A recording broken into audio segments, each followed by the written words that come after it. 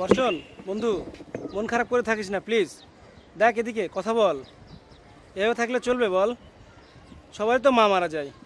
যার মা আছে আর যার মা নেই সে জানে।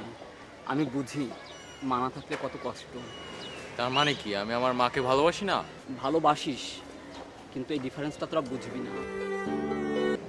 নামটা দিলাম মায়ের জন্য। কেমন হয়? জটিল। That's great.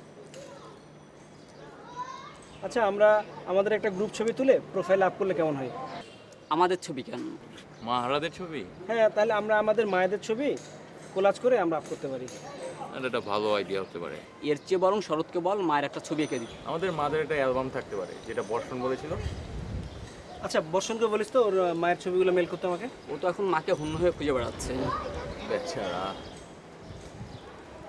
আচ্ছা, এই দেখ দেখ, বর্ষণকে নিয়ে একটা স্ট্যাটাস দিলাম, দেখ তো দেখি কেমন হয়েছে? দেখি। এই যে দেখ।